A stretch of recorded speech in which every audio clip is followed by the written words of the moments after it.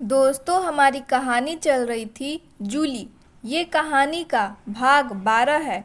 भाग 11 में हम लोगों ने क्या क्या पढ़ा था उसका छोटा सा समरी हम लोग देख लेते हैं।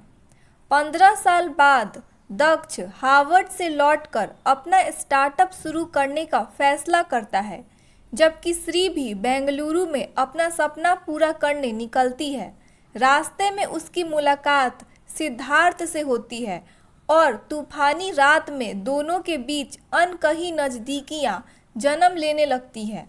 सुबह पता चलता है कि सिद्धार्थ उसी कंपनी का सीईओ है जिसमें श्री फंड मांगने वाली है। उधर ईशान को अपने पुराने गुनाहों का दर्दनाक एहसास होने लगता है। तभी जूली के सामने ईशान की बेटी कैया ब्लड कैंसर लेकर पहुंचती है। अब कहानी में आगे। उसने नजरें उठाकर सीईओ की चेयर की तरफ देखा तो बुरी तरह से चौंक गई। वहां सिद्धार्थ की जगह दक्ष बैठा हुआ था। तुम? हाँ, आओ बैठो, दक्ष ने धीरे से कहा। लेकिन इस कंपनी का सीईओ तो सिद्धार्थ है, तुम कैसे? सिद्धार्थ मेरा दोस्त है और अभी आ जाएगा 5 मिनट में। तो तुम अपने करोड़पति बाप का साथ छोड़कर बेंगलुरु में क्या कर रहे हो? श्री ने बैठते हुए दक्ष से व्यंग से पूछा। अगर तुम पिछली बातों को एक तरफ रखकर खुले मन से मेरी बात सुनोगी तो मैं तुम्हें सब कुछ बताऊंगा।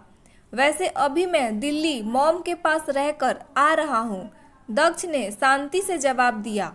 हाँ, मॉम पर बड़ा एहसान करके आ रहे हो, श्री ने चिढ़ कर कहा। श्री, तुम्हारे ऊपर तुम्हारा गुस्सा मैं समझ सकता हूँ। तुम्हारी जगह अगर मैं होता तो मुझे भी बहुत गुस्सा आता, लेकिन एक बार मुझे कुछ कहने का मौका तो दो। अभी दक्ष अपनी बात पूरी तरह से कह ही रहा था कि सिद्धार्थ कैबिन में आ गया। आते आते उसने दक्ष की आखिरी लाइन सुन ली थी, जो श्री के कुछ कहने से पहले ही सिद्धार्थ ने हंसते हुए कहा। अरे यार, किसके चक्कर में पड़ रहे हो? ये तो एकदम रेड चिली है। सिद्धार्थ की बात सुनकर श्री गुस्से से तमतमाकर खड़ी हो गई और कड़े स्वर में बोली, माइंड योर लैंग्वेज, तुम मजाक भी नहीं समझती क्या? सिद्धार्थ ने मुस्कुराते हुए कहा। दक्ष ने श्री को चुपचाप बैठने का इशारा करते हुए सिद्धार्थ से कहा, क्या तुम दोनों पहले से मिल चुके हो? हाँ, ग्वालियर में, सिद्धार्थ ने बैठते हुए दक्ष से कहा। फिर श्री की तरफ मुखाफित होकर बोला, मिस श्रीमा, मैंने तुम्हारे स्टार्टअप प्रोजेक्ट की फाइल पढ़ ली है, लेकिन फंड देने से पहले मैं थोड़ा और सोचना चाहता हूँ, क्योंकि तुम्हारे अंदर जिस तरह का सोडा वाटरी गुस्सा है वह तुम्हारे स्टार्टअप को आगे बढ़ने नहीं देगा। सिद्धार्थ की बात को सुनकर श्री को अपनी गलती का एहसास हुआ। उसने तुरंत कहा, मैं अपने बिहेवियर के लिए माफ़ी मांगती हूँ। फिर भी मुझे फंड देने से पहले थोड़ा सा और सोचना होगा। मैं अच्छे से सोचकर 2-3 दिनों के बाद तुम्हें मेल कर दूंगा। सर प्लीज़ पॉजिटिवली ही सोचिएगा, श्री ने कहा। लेकिन श्री के बात के जवाब में सिद्धार्थ बोला, मैं देखता हूँ, अब तुम जाओ। ओके सर, कहकर श्री गहरे पछतावे के साथ सिद्धार्थ के कैबिन से बाहर निकल गई। श्री के जाने के बाद दक्ष ने सिद्धार्थ से कहा, क्या तुमने मेरे प्रपोजल पर विचार किया? कौन सा? वह तुम्हारे स्टार्टअप हब में स्टार्टअप की मेंटरशिप वाला। हाँ, मैं तुम्हें इसके लिए एक्टिव पेमेंट दूंगा। ठीक है यार, तू कुछ नहीं देगा फिर भी करूँगा, आखिर तेरी कंपनी है। Okay thanks. मेरा फर्स्ट प्रपोजल होगा मिस रीमा के स्टार्टअप की मेंटरशिप का, बनोगे उसके मेंटर? यार, मैं फंड भी दूं और फिर मेंटर भी हो जाऊं, इससे अच्छा तो खुद का ही एक स्टार्टअप ना शुरू कर देता। रिलैक्स यार, फंड में मैनेज कर देता हूं, लेकिन उसे यह कभी मत बताना कि फंड मैंने दिया है। चल यार, तेरी खातिर यह सितम भी सह लेंगे, सिद्धार्थ ने हंसते हुए कहा। ठीक है, फिर उसे कल मेल कर दे फंड के लिए। मैं आज ही तेरी कंपनी में अकाउंट में पैसे ट्रांसफ़र करवा देता हूँ। और हाँ, उसकी मेंटरशिप में कोई कमी नहीं रहनी चाहिए। वह मेरी फर्स्ट क्लाइंट है। नहीं रहेगी यार, तू टेंशन मत ले। ठीक है, मैं चलता हूँ, अभी बहुत सारे काम निपटाने हैं। अच्छा ये तो बता दे कि तू स्टार्टअप हब का नाम क्या रखने वाला है? सृष्टि स्टार्टअप हब, दक्ष ने मुस्कुराकर कहा और सिद्धार्थ के कैबिन से निकलकर चला गया। 4-5 दिन बीत चुके थे और श्री तथा दक्ष ने अपने अपने बोन मैरो के टेस्ट की रिपोर्ट जूली को भेज दी थी। हॉस्पिटल में जूली के सामने बैठे संजय कया और श्री तथा दक्ष की बोन मैरो की रिपोर्ट लैपटॉप पे देख रहे थे। अचानक उसने कहा, नो चांस, मतलब मेरे हिसाब से काया से श्री और दक्ष किसी का बोन मैरो मैच नहीं हो रहा। वैसे मैंने सारी रिपोर्ट्स कैंसर स्पेशलिस्ट डॉक्टर चड्डा को भेज दी है और उनका ओपिनियन भी जल्दी आ जाएगा। क्या तुम श्योर हो? अभी संजय कुछ बोलने ही वाला था कि उसका फ़ोन बज उठा। संजय ने देखा डॉक्टर चड्डा का कॉल था। संजय ने तुरंत कॉल पिक की और डॉक्टर चड्डा से बात करके कॉल कट करके जूली से बोला, डॉक्टर चड्डा ने भी वही कहा जो मैंने कहा था। संजय की बात सुन जूली की आंखों में आंसू आ गए और उसने कहा, मैं यह बात अयंतिका को कैसे बताऊंगी? बताना तो पड़ेगा जूली, हमारे ट्रीटमेंट की भी एक सीमा है, बाकी सब कुछ तो ऊपर वाले के हाथ में है। संजय ने गहरी सांस लेते हुए कहा। जूली ने अब अयंतिका को रिपोर्ट की बात बताई तो अयंतिका फूट फूट कर रोने लगी और बोली, अब मैं क्या करूं? कहाँ जाऊं जूली? डोनर्स के लिए कोशिश जारी रखते हैं, शायद कोई मिल ही जाए। सही, श्योर, मुझे भरोसा नहीं है जूली। अयंतिका वैसे ही फूट फूट कर रोती रही। अयंतिका के पास ही जूली थोड़े देर चुप खड़ी रही। फिर उसने दृढ़ता से कुछ सोचा और ईशान को कॉल करके बोली, मिस्टर ईशान, तुम्हारी और अयंतिका की बेटी काया जिंदगी और मौत के बीच झूल रही है, उसके लिए कुछ करो। मैं किसी अयंतिका को नहीं जानता, कहकर ईशान ने तुरंत कॉल कट कर दिया और अपने ऑफिस से निकलकर घर की तरफ चल पड़ा। घर पहुंचकर ईशान हक्का बक्का रह गया क्योंकि गौरी ठक्कर एक कार के पास अपनी आया के साथ व्हील चेयर पर बैठी कुछ बैग्स कार में रखवा रही थी। ये देखकर ईशान जल्दी से अपनी कार से उतरकर गौरी ठक्कर के पास आया और बोला, मॉम, ये कैसे बैग आप गाड़ी में रखवा रही हैं? मेरे कपड़े और मेरी ज़रूरत के सामान है इसमें। मैं अपनी आया सरस्वती के साथ तुम्हें छोड़कर जा रही हूँ। गौरी ठक्कर ने दृढ़ शब्दों में कहा। मुझे छोड़कर? लेकिन क्यों और कहाँ जा रही हैं? अपने पोते के पास। कल उसकी अपनी कंपनी का इनोगेशन है। क्या?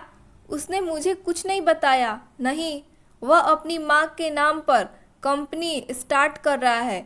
तुम्हें क्यों नहीं बताया? मैं अब उसी के पास रहूँगी। लेकिन मॉम, आप चली जाएंगी तो मैं बिल्कुल अकेला हो जाऊँगा। यह तुम्हारी प्रॉब्लम है, मैं जा रही हूँ, गौरी ठक्कर ने कार में बैठते हुए कहा और ईशान अपनी माँ को जाते हुए देखता रह गया। मेंटरशिप में आसानी हो ऐसा सोचकर सिद्धार्थ ने अपनी कंपनी ऑफिस में ही एक छोटा सा कैबिन श्री और उसकी दोस्त को कुछ शर्तों के साथ दे दिया था। फंड, कैबिन और मेंटोर सबका एक झटके में मिल जाना श्री को आचंकित लग रहा था। उसे इस बात का पक्का अनुमान हो गया था कि इसके पीछे जरूर दक्ष का हाथ है। इसीलिए वह सिद्धार्थ के भेजे गए मेल का जवाब देने में हिचकिचा रही थी, जबकि श्रेया और मेघा उसे समझा कर थक चुकी थी कि सबको एक्सेप्ट कर लेने में कोई हर्ज नहीं है। लेकिन श्री किसी भी हालत में दक्ष का एहसान नहीं लेना चाहती थी। जब से दक्ष जूली का साथ छोड़कर ईशान के साथ गया था, श्री को उससे चिढ़ हो गई थी। लेकिन मुश्किल यह थी कि श्री अपनी सारी प्रॉब्लम्स खुलकर अपनी फ्रेंड से डिस्कस नहीं कर पा रही थी। इसीलिए श्री को नकचड़ी घोषित कर श्रेया और मेघा दोनों उससे गुस्सा होकर रूम के एक तरफ बैठी हुई थी और श्री की किसी बात का कोई जवाब नहीं दे रही थी। सिद्धार्थ का प्रपोजल एक्सेप्ट करने का मन श्री का बिल्कुल भी नहीं कर रहा था और अगर वो प्रपोजल एक्सेप्ट नहीं करती तो उनके स्टार्टअप की फंडिंग की समस्या थी। सब कुछ सोचकर श्री का सिर दर्द से फटा जा रहा था। मेघा और श्रेया से वह अपनी फैमिली की बातें शेयर नहीं कर सकती थी। ऐसे में हार कर श्री अपने बेड से उठी और फ्लैट के बाहर रोड पर आ गई। सब कुछ समझ नहीं आया तो रोड पर बिना किसी उद्देश्य के ऐसे ही चलने लगी। बाहर की फ्रेश हवा से उसके सिर दर्द में थोड़ा सा आराम मिला। चलते चलते उसे एक पार्क दिखा। वह बिना कुछ अधिक सोचे वह पार्क में जाकर एक बेंच पे बैठ गई। श्री को पार्क के बेंच पर बैठे अभी 3-4 मिनट ही हुए थे कि दक्ष उसके पास आकर खड़ा हो गया। श्री, आवाज़ सुनकर श्री ने गर्दन घुमाकर देखा तो दक्ष उसके बगल में खड़ा था। उसे देखते ही श्री एकदम से चिढ़ गई और बोली, तुम यहाँ कैसे? क्या तुम मेरा पीछा कर रहे थे? नहीं, पीछा तो एकदम से नहीं कर रहा था। मैं एक काम से उसी रोड से कहीं जा रहा था कि तुम मुझे रोड के किनारे किसी गहरी सोच में परेशानी से चलती हुई दिख गई। सोचा गाड़ी रोककर तुम्हें बिठा लूं, लेकिन तुम गुस्सा होगी, ऐसा सोचकर मैंने गाड़ी एकदम स्लो कर तुम्हारे पीछे लगा दी। दक्ष ने श्री के बगल में बैठते हुए कहा। मेरे पीछे लगा दी का क्या मतलब? तुम मेरी जासूसी करना चाहते हो? श्री ने और भी ज़्यादा चिढ़कर कहा। तुम मुझे गलत समझ रही हो श्री। तो क्या समझूं तुम्हें? हाँ, मॉम को और मुझे छोड़कर जाते समय तुम्हें कभी हमारा ख्याल नहीं आया? तुमने कभी ये नहीं सोचा कि हमारे लिए मॉम ने कितना ज़्यादा अधिक कष्ट झेला है? बस धन दौलत और शानो शौकत देखकर तुम सब भूल गए। बोलते हुए श्री के आंखों से लगातार आंसू बह निकले। ऐसा नहीं है श्री, मैं कुछ नहीं भूला। तुम थोड़ा शांत हो जाओ तो मैं तुम्हें कुछ बताऊं। तो क्या मैं तुम्हें अशांत लग रही हूँ? हाँ, एक चुड़ैल लग रही हो, रोने वाली चुड़ैल। बोलते हुए दक्ष हंस पड़ा। दक्ष की बात सुनते ही श्री का दिमाग अपने बचपन में चला गया। बचपन में जब कभी दोनों में झगड़ा होता था और गुस्से में आकर श्री रोती थी तो दक्ष उसे ऐसे ही बोलता था, चुप हो जाओ, एकदम चुड़ैल लग रही हो, रोने वाली चुड़ैल। और दक्ष की यह बात सुनते ही श्री रोना भूलकर उसे मारने उसके पीछे भागने लगती। फिर यह मारपीट कब उनकी हंसी में बदल जाती उन्हें पता ही नहीं चलता। अभी दक्ष की बात सुन श्री को एक सुखद सा झटका सा लगा था। शायद उसका मन बचपन के इस चूहल को बरसों से मिस कर रहा था। सो दक्ष की बात सुनते ही श्री अपने बचपन के उसी अंदाज में दक्ष को मुक्कों से मारने लगी। लेकिन बचपन की तरह दक्ष आज श्री के मार से बचने के लिए नहीं भागा और चुपचाप मुस्कुराता हुआ वहीं बैठा उसके मुक्के को झेलता रहा। शायद वह भी इन मुक्कों को और भी ज़्यादा श्री के गुस्से को भी बरसों से मिस कर रहा था। दक्ष को मुक्कों से पीटते पीटते श्री रोना भूल गई और इससे उसके अंदर की चिढ़ भी कम होती जा रही थी। अंततः दक्ष पर मुक्के बरसाते बरसाते वह थक गई तो उसे होश आया कि वह लगातार दक्ष को पीटती जा रही है और दक्ष चुपचाप उसकी मार सहता जा रहा है। तो उसने मुक्के बरसाने बंद कर दिए। उसने धीरे से कहा, सॉरी कहने की ज़रूरत नहीं है। तुमसे अलग होने के बाद इन मुक्कों का सारा हिसाब चुकता हो गया शायद, या कुछ अभी भी बाकी है? दक्ष ने अपनेपन और स्नेह से श्री के चेहरे को देखकर मुस्कुराते हुए कहा। दक्ष के चेहरे का भाव देख और उसकी बात सुन श्री के आंखों में फिर से आंसू बहने लगे। लेकिन ये आंसू दुख या क्रोध के नहीं थे। ये आंसू थे भाई से अलग रहने की शिकायतों के, उस स्नेह के जो उससे बिछड़ गया था। इन आंसुओं में अपनेपन की गर्माहट थी जो दक्ष के हृदय को भी छू गई और उसकी आंखों में भी आंसू बह निकले। थोड़ी देर तक एक साथ रो लेने के बाद श्री के अंदर की चिढ़ और गुस्सा पूरी तरह से धुल चुका था। दक्ष ने श्री के आंसू पोंछते हुए कहा, अब तो मुझे माफ़ कर दोगी ना चुड़ैल? और दक्ष की यह बात सुनते ही श्री रोते रोते हंस पड़ी। श्री को हंसता देख दक्ष ने भी अपने आंसू पोंछ लिए और मुस्कुराते हुए बोला, चल मेरे साथ, किसी अच्छे से रेस्टोरेंट में चलकर कुछ खाते हैं और ढेर सारी बातें करते हैं। हाँ चलो। श्री और दक्ष दोनों भाई बहन आज वर्षों बाद रेस्टोरेंट में एक साथ खाने पहुंचे थे। दोनों ने अपनी बचपन की सबसे favourite dish chocolate caramel order किया था और अब एक दूसरे को देखकर मुस्कुराते हुए बचपन के सुखद यादों में डूबकर उस डिश को आनंद कर रहे थे। खाते हुए अचानक दक्ष ने कहा, जानती हो श्री, मैं बचपन में तुम्हें और मॉम को अपने मन से छोड़कर नहीं गया था। तो श्री ने चौंक कर पूछा। किसी ने मुझे फोर्स किया था ऐसा करने के लिए। किसने? तुम्हारे डैड ने या दादी ने फोर्स किया था? इन दोनों में से किसी ने भी नहीं। फिर किसने फोर्स किया था? दादी ने, दादा ने या नाना जी ने? क्या कह रही हो? श्री ने गहरे आश्चर्य में डूबते हुए कहा। याद करो, जब मॉम की सर्जरी हुई थी तब दादा और दादी जी हमारे साथ रहते थे। हाँ, मुझे अच्छे से याद है। तब दादी एक बार रात में छुपकर डैड से मिलने गई थी, जिसे दादाजी ने देख लिया था और उन्हें समझते देर नहीं लगी कि दादी हमारे मुंह में पड़ गई हैं। तुम्हें ये बातें कैसे मालूम हुई? श्री ने आश्चर्य से पूछा। उनके सामने एक से बड़े एक आश्चर्य आ रहे थे। नाना जी जब हमारे यहाँ आए थे तभी दादाजी और वे दोनों बातें कर रहे थे। मुझे उन्होंने वहीं बिठा रखा था। मैं और दादी कहाँ थे उस समय? याद है, मॉम के ठीक होने की खुशी में अंकल संजय तुम्हें मॉम और दादी को लेकर छतरपुर मंदिर गए थे और दादाजी ने मुझे रोक लिया था। हाँ, दादी की देवी माँ की बड़ी श्रद्धा थी और उनकी ही जिद थी कि मॉम को ठीक होने के बाद माता रानी के दर्शन जरूर करने चाहिए। श्री ने पिछली बात याद करते हुए कहा। हाँ, तभी की बात है। दादाजी चाहते थे कि उनके सारे बिजनेस का वारिस मैं बनूं, क्योंकि उन्हें डैड की आदतें और उनका नेचर बिल्कुल भी पसंद नहीं था। पर यह तभी संभव था जब मैं हाई लेवल की एजुकेशन लेते हुए दादाजी से बिजनेस के तौर तरीके भी सीखता रहूं।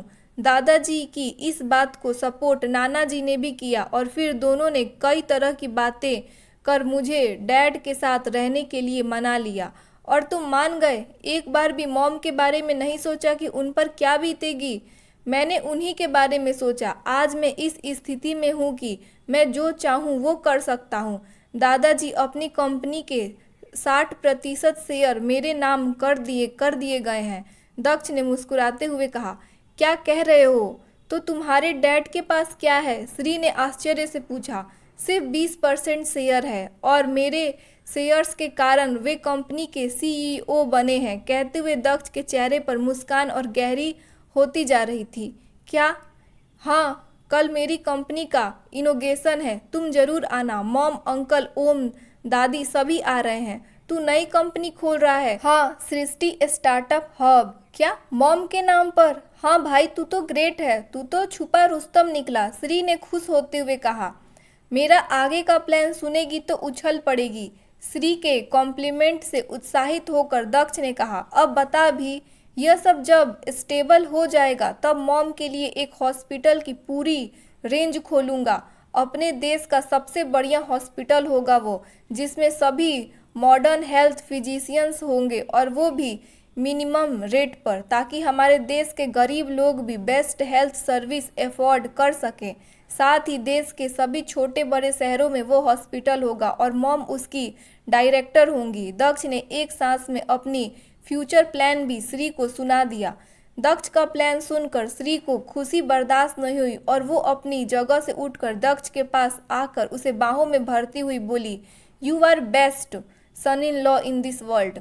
मुझे तुम पर गर्व है भाई। आज सृष्टि स्टार्टअप हब का उद्घाटन था। श्री अपने दोनों फ्रेंड्स मेघा और श्रेया के साथ आई हुई थी। इनोग्रेशन हॉल में इंटर करते ही उसकी मुलाकात सिद्धार्थ से हो गई। श्री को देखते ही सिद्धार्थ बोला, क्या मैं अपने प्रपोजल को एक्सेप्ट करने के लिए तुम सबके पैर पकड़ूं? हमने ऐसा तो नहीं कहा, श्री ने कहा। फिर ऐसे एक्सेप्ट क्यों नहीं कर रही हो? कर लूँगी, बस एक शर्त है। अजीब लड़की हो तुम, लगता है तुम्हें बिजनेस का ABCD भी नहीं मालूम है। अब हमारे मेंटर हो, आप ही सिखा दो, मेघा ने हंसते हुए कहा। पहले मेरी शर्त सुन लो। बोलो। हम भी अपने स्टार्टअप माई चाइन्स का एक इनोग्रेशन फंक्शन करना चाहते हैं, तो कर लो, मैं कहाँ रोक रहा हूँ। सिद्धार्थ ने कंधे उचकाते हुए कहा। ओके, तो इस फंक्शन के लिए अपने ऑफिस की मीटिंग हॉल में एक दिन के लिए हमें दो। क्या यार, अजीब मुसीबत है, तुम्हें मीटिंग हॉल हॉल दे दूंगा तो अपनी उस दिन की मीटिंग कहाँ करूँगा। मैनेज कर लो ना प्लीज़। श्रेया एकदम से सिद्धार्थ के पास आकर बोली। श्रेया को अपने इतने करीब देखकर सिद्धार्थ हड़बड़ाकर 2 कदम पीछे हट गया और थूक निकलते हुए बोला, ठीक है, तुम लोग मेरे फ्रेंड्स दक्ष के फर्स्ट क्लाइंट हो इसीलिए मान लेता हूँ। तो फिर अभी तुरंत मैं तुम्हारा प्रपोजल एक्सेप्ट करती हूँ और घर पहुँचते ही मेल का रिप्लाई कर दूंगी। एहसान होगा मुझ पर। सिद्धार्थ ने ऐसे मुंह बनाकर यह बात कही, लड़कियों की हंसी आ गई। फिर तभी गौरी ठक्कर, जूली, संजय और ओम के साथ दक्ष भी वहां आ गया। श्री को अपनी फ्रेंड्स और सिद्धार्थ के साथ हंसता देख मुस्कुरा कर बोला, क्या बात है, तुम सब इतना हंस क्यों रहे हो। कुछ नहीं यार, चल फंक्शन शुरू करते हैं। हाँ चलो। गौरी ठक्कर को देखकर श्री उनकी तरफ गई, उनसे गले मिली और बातें करने लगी। तभी दक्ष ने जूली से कहा, मॉम आप मेरे साथ स्टेज पर चलिए, दीपक जलाकर इनॉग्रेशन आपके हाथों ही होना है। अरे बेटा, मुझसे बड़ी तुम्हारी दादी हैं, उनसे करवाओ ना, जूली ने कहा। नहीं जूली, दक्ष पर मुझसे अधिक हक तुम्हारा है, तुम जाओ दक्ष के साथ, गौरी ठक्कर ने कहा। अब जूली के पास मना करने का कोई भी और बहाना नहीं था, तो वो दक्ष के साथ चलते हुए स्टेज पर आ गई। पूरा हॉल युवक और युवतियों से भरा हुआ था। कुछ एस्टेब्लिश्ड स्टार्टअप के मेंबर भी आए हुए थे, लेकिन अधिकतर नए ही थे। सबके मन में एक ही सपना था कि सृष्टि स्टार्टअप हब में उन्हें एंट्री मिल जाए, ताकि वे अपने स्टार्टअप को अपने सपनों की ऊंचाई तक लेकर जा सके। जूली ने दक्ष की हेल्प से दीपक प्रज्वलित किया और फिर दक्ष से अनुरोध कर इनॉग्रेशन स्पीच देने माइक के पास पहुंची।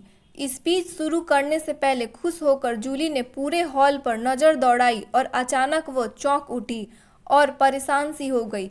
कुछ इतनी परेशान कि उसे यह भी याद नहीं है कि वो माइक के सामने खड़ी है, और उसके मुंह से निकल पड़ा, तुम यहाँ।